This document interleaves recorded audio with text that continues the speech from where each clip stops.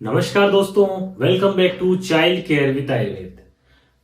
Dear parents, जैसा कि हम सभी जानते हैं कि सीपी या सेरिब्रल पाल्सी बच्चे के ब्रेन डैमेज होने के कारण होता है।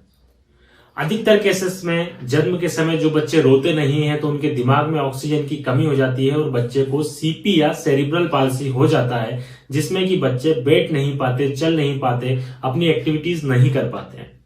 तो दोस्तों, ये जो सीपी का ट्रीटमेंट है, इस ट्रीटमेंट के बारे में यदि मैं आपको बताऊं तो आप जहां भी जाते हैं, एलोपैथी में आप जाते हैं तो वो कहते हैं कि इसका कोई इलाज नहीं है, आप बच्चे को फिजियोथेरेपी कराइए। क्यों? क्योंकि उनके पास ब्रेन डेवलपमेंट के लिए कोई दवाई नहीं है। लेकिन आयुर्वेद में अनेक मेध रसायन बताए गए हैं, अनेक बहुत अच्छी अच्छी औषधियां बताई गई है जो बच्चे के ब्रेन के रिपेयरमेंट के लिए, जो बच्चे का ब्रेन डैमेज हुआ है उसकी क्षतिपूर्ति के लिए वो औषधियां अपना काम करती हैं और बच्चे का ब्रेन डेवलपमेंट करती हैं, जिससे कि बच्चे की कंडीशन में दिनों दिन सुधार आता है।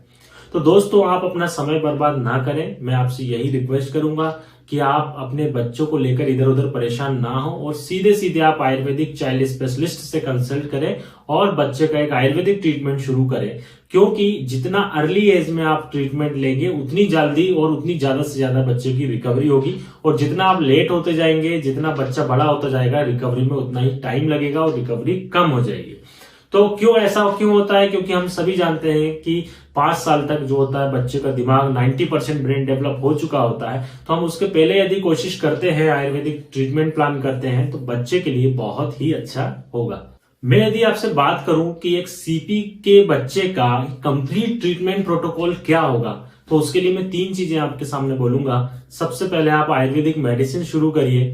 दूसरी चीज, आप बच्चे के लिए पंचकर्म थेरेपी प्लान करिए। और तीसरा, आप बच्चे को फिजियोथेरेपी कराइए।